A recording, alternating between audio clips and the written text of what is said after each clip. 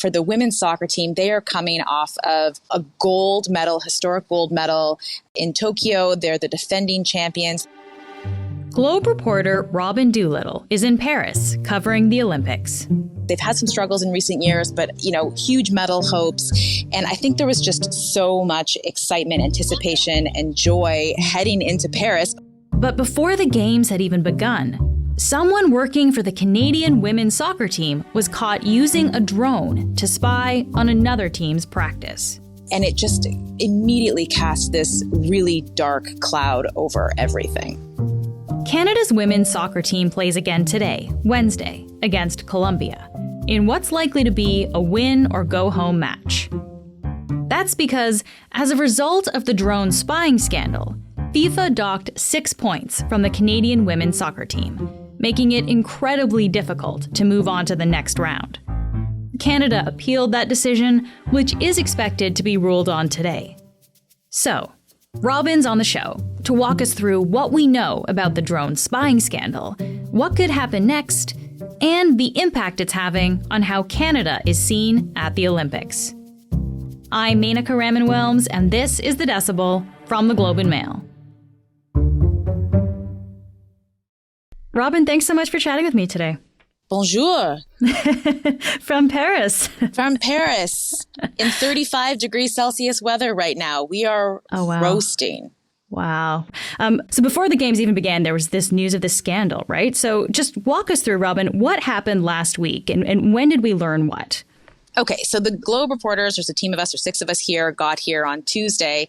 And on Wednesday, this is how we heard about it. The Canadian Olympic Committee put out a statement saying that they had become aware that a non-accredited member of Canada Soccer's support team had been detained by French police in Saint-Étienne, where the women's team was practicing ahead of their first match, which was supposed to be against New Zealand on the Thursday. And it included the sentence saying the staff member is believed to have been using a drone to record the New Zealand women's team's football practice. That was how we heard about it. Just this really shocking statement. We'd never heard of anything like this happening before. Throughout the day, the story quickly evolved. The analyst in question was identified as a man named Joseph Lombardi. And the Olympic Committee said that he had been removed and would be sent home. An assistant coach on Team Canada, Jasmine Mander, was quickly removed and also sent home. And head coach Bev Priestman removed herself voluntarily from the New Zealand match. Very quickly, FIFA, the sports federation that is in charge of soccer around the world, and actually also in charge of soccer here at the Olympics, it's kind of a unique situation for that sport specifically, announced it would be investigating the incident, that these 3 staffers were under specific investigation for potential violations of their code of conduct. And then by the end of the day, Canada Soccer also announced its own investigation. And what was really interesting, and it was an investigation not just into this specific incident, but into a wider culture of competitiveness within the sport in Canada. Wow. Yeah. There's a lot of things that happened really quickly then as a result of this. And we're going to talk about those implications. But let's just back up and focus on the details here a little bit, Robyn. So Joseph Lombardi, this is the first guy you mentioned. He's actually arrested, right? But Jasmine Mander, the assistant coach, is not. So what's the difference there?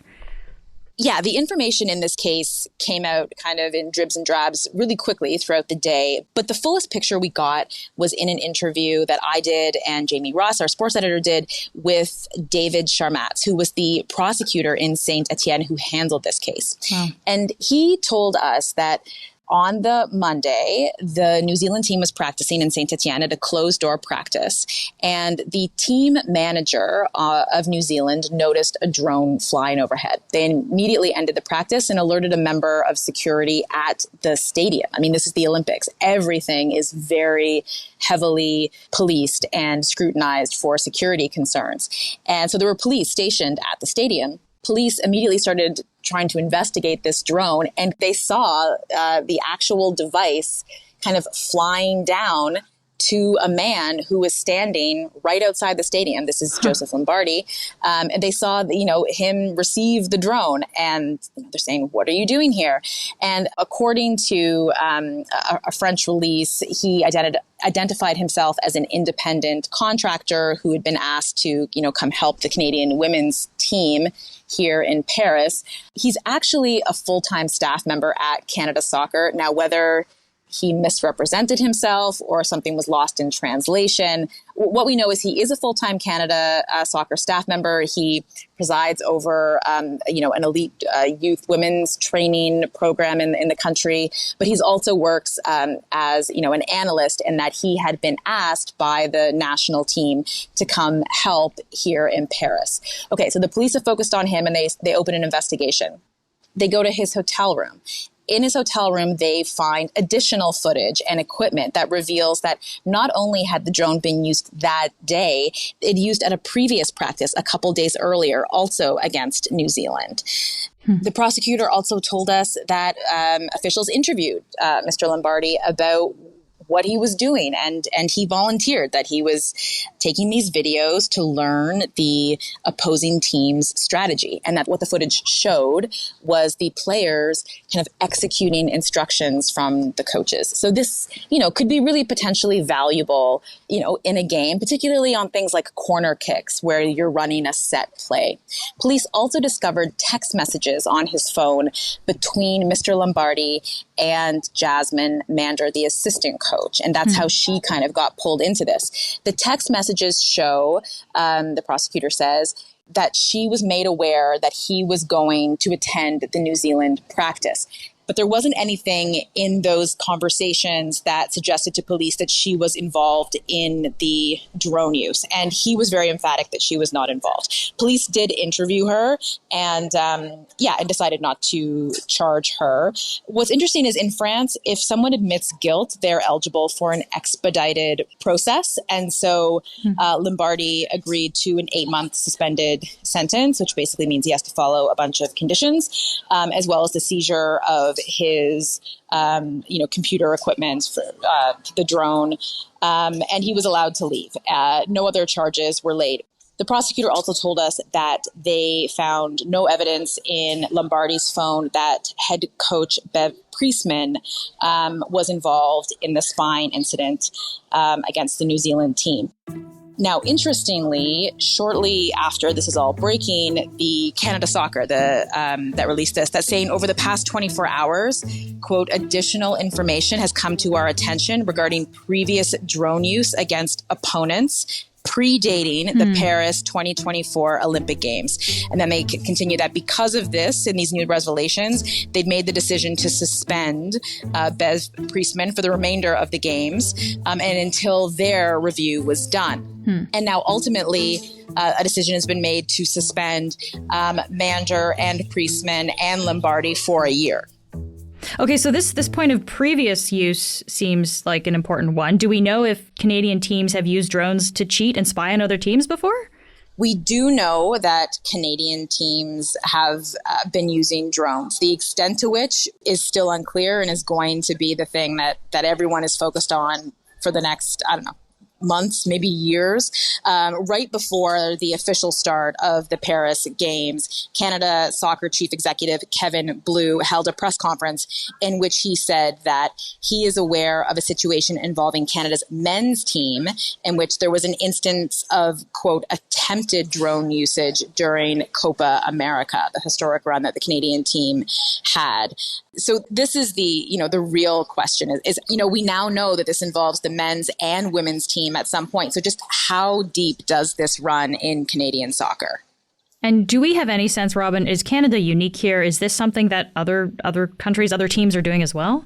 And that's another question that we don't have a good grasp on yet. Is this a situation where, this is just common in soccer and everyone does this, or is this just purely limited to Canada? It's a question that, I've been asking different federations over the last several days, and I haven't got answers. Right now, the focus is on Canada.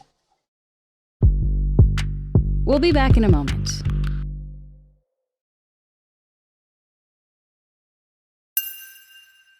So you talked about some of the penalties essentially here that we have, Robyn. So these individuals involved, FIFA has banned them for a year. FIFA has also fined Canada Soccer over $300,000. Yeah, that is not a trivial amount for this organization. This is an organization that is in deep financial trouble. I think in 2022, they were reporting on something like a $4 million deficit.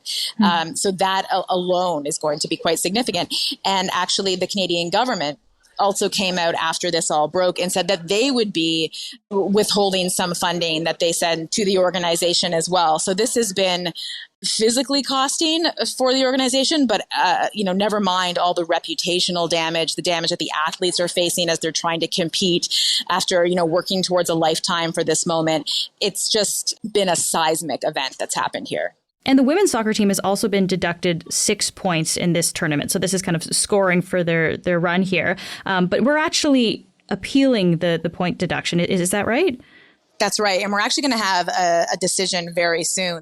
FIFA's decision to penalize the team 6 points is huge. It's basically saying that they are in the negative before the tournament even starts. And I will just clarify. So Canada is appealing the point deduction. We are not appealing the entire cheating situation. Though. That is not being appealed. That's right. We're appealing the port that it was too severe of a punishment. And this is, I think, another really important point is at this moment, there is no evidence to suggest that the athletes had knowledge of this or were aware of it. And in fact, there's been a lot of outpouring of support for the athletes who are just, kind of caught in the middle of this storm. They come off the pitch after a big game. And, unfortunately, these are the questions that they're being asked right now. How have they responded, Robyn? Like when they are being asked these questions, what are they saying? I mean, the players, I think they're saying that they're focused on soccer, that they're exhausted, that they, have nothing to do with this, and that it's been really tough, trying to compete on the world stage with this, but they're really rallying together. Cahal Kelly, our columnist, has been traveling to the different games. He interviewed some of the players after, you have a quote saying, "It feels like it's us against everyone right now." Another girl said, "We're not a part of this and we're getting sanctioned like we were doping." I think that is kind of a good representation of how they're feeling. Yeah. I have to wonder, though, because it sounds like a pretty serious situation to be caught cheating during the Olympics, right? Was there any talk of not allowing Canada to continue on competing? Like, I guess, why were they still allowed to play? I don't have any knowledge of the discussions that were happening within FIFA, but certainly after this broke, there was a lot of speculation in the soccer world, among reporters, among spectators, is the Canadian team going to be allowed to continue? I think maybe what we saw here was the 6 point penalty is incredibly severe. Like it's putting you hugely in a hole, and that to outright disqualify the team when there's no evidence that the players themselves were involved would unfairly punish the athletes. Robyn, I want to bring this up because we've had lots of conversations about sports culture in Canada in the last few years. I'm thinking, of course, of your reporting on Hockey Canada. Those are very different situations from what we're talking about today. But I guess when we're talking about this cheating scandal with Canada Soccer, I guess what does this say about the way that we approach sports and sports culture in Canada today? I think one of the reasons that this story has become such a dominant one in the Olympics, not just in Canada, but internationally. I mean, this was the news at the main press center and being covered by journalists around the world, is because it sort of was an apparent contradiction of when people think of Canada. Canadians were so polite. We, are not competitive egomaniac monsters who fly drones over closed door practices. At the Olympic Games, the highest stage in sport. It's the women's team. It's the darlings of the Tokyo Games. This amazing success story that comes at, a rise for Canadian soccer. This is representing a new Canada, a more diverse Canada, a more accessible Canada. It's coming at the rise of women's sport. It's really significant that heading into these games, the buzz was about Canadian women's soccer team. Like, can they defend it? This isn't a buzz about, oh, well, I hope the Canadian men's hockey team gets gold again at the Winter Olympics. Like, this is about women. And so when all of these things are converging, it really attacks that narrative that I think a lot of people might have about Canada and about women's sport. And I think it really exposes this underbelly that maybe a lot of us were not aware of before. And Robyn, you're in Paris, you're there. Has this scandal affected international perceptions of Canada and also, I guess, perceptions of other Canadian athletes there? I don't know about other athletes, but absolutely when people see our name, you're constantly wearing a press badge around your neck at all time and it says your country on it. And people go like, in those early days, like, Canada, oh, drones, eh? It really was the talk of the games. Like, it was just being covered everywhere. It came up at in press conferences that the IOC holds each day. And, it really was this huge stain that has kind of marred the entire Canadian delegation that's here. Now, we are getting medals now. In some ways, the story is moving forward. You have our first gold medals and those kind of more uplifting narratives that you get in Olympic Games. But the soccer story isn't going away because, one, the Canadian women are continuing to fight and are still in the competition. And two, the updates keep coming from FIFA and from Soccer Canada and from the Canadian Olympic Committee. So this story just keeps evolving as well. Yeah. Just lastly, what happens now? Like, when will we know more going forward here? I think there's short-term things, there's long-term things. Short-term, let's see what happens with the Canadian women. Do they advance? Do they win their appeal? And then from there, we know we have investigations from FIFA. We have investigations from Soccer Canada that is going to get at the extent of Canada's drone use, spying, cheating, unethical behavior. And they're going to go backwards. And how far will this go? How many people will this involve? It's a story that is going to dominate headlines in Canadian sport for a very long time. Robyn, thank you so much for taking the time to be here today. Thank you. That's it for today. I'm Menaka Raman-Wilms. Our producers are Madeline White, Rachel Levy-McLaughlin, and Michal Stein. David Crosby edits the show. Adrian Chung is our senior producer, and Matt Frainer is our managing editor. Thanks so much for listening, and I'll talk to you tomorrow.